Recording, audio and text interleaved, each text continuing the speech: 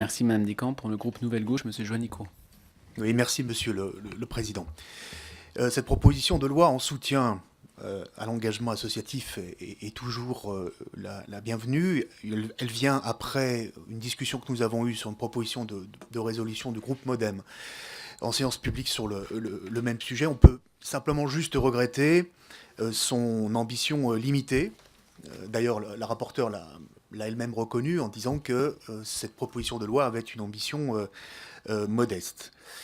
Alors, bien évidemment, c'est deux sujets qui ne sont pas forcément les plus décisifs aujourd'hui pour le monde associatif, à savoir la responsabilité financière susceptible d'être engagée pour un dirigeant bénévole, et puis d'autre part, sujet important, qui est la sensibilisation à l'engagement et à la vie associative dans le cadre de l'enseignement moral et civique, dans le cadre du parcours scolaire.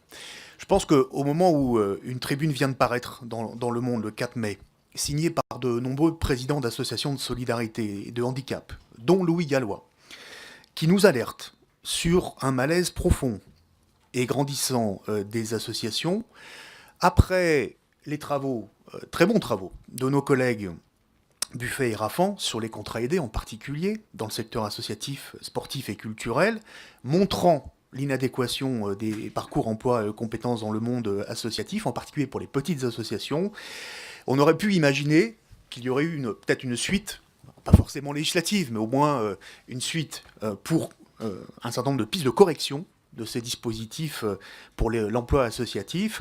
Je veux simplement indiquer à nos collègues qu'en février, le bilan qui a été dressé des parcours emploi compétences est de 932 parcours emploi compétences signés au niveau national, contre plus de 18 000 à la même période en 2017. Dans mon département, dans la Loire, c'est 151 contrats qui ont été signés en avril, Dino Cinieri peut en témoigner, contre 2200 possibles et budgétisés pour l'ensemble de l'année. Donc vous voyez que c'est une formule qui ne marche pas sur le terrain et dont il faudrait très très vite corriger effectivement les effets néfastes. Sur l'article 1, Madame la rapporteure, nous aurions souhaité peut-être avoir une étude d'impact sur la nécessité à légiférer. Notamment, il aurait été intéressant pour la Commission de disposer du nombre de condamnations véritablement faites au titre de l'engagement de la responsabilité financière pour les dirigeants bénévoles associatifs. D'autre part, vous le disiez dans votre rapport, vous ciblez expressément les petites associations. Est-ce qu'il n'y a pas ici une différence de traitement et finalement une discrimination selon la taille entre petites et grandes associations? Est-ce que c'est quelque chose qu'on peut peut-être corriger dans le texte final? Après, est-ce que c'est vraiment un frein aujourd'hui au niveau de l'article 1 par rapport au renouvellement et des bénévoles dans les associations? Est-ce que c'est un frein majeur? C'est sans doute un frein, sans doute pas un frein majeur. Je pense qu'il faudrait mieux aujourd'hui conforter, après évaluation, les dispositifs d'incitation au bénévolat et à la reconnaissance du bénévolat. Je pense à ce qui a été voté dans la loi égalité citoyenneté, le congé d'engagement bénévole. Où est-ce qu'on en est? Comment on pourrait l'améliorer?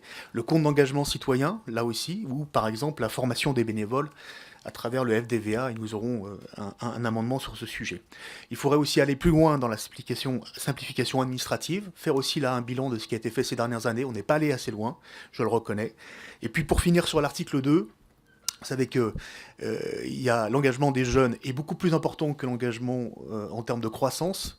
Alors qu'on a 15% dans la population générale, on a 30% chez les jeunes. Donc effectivement, il faut agir le plus tôt possible, dès l'école primaire, pas attendre le collège ou le lycée.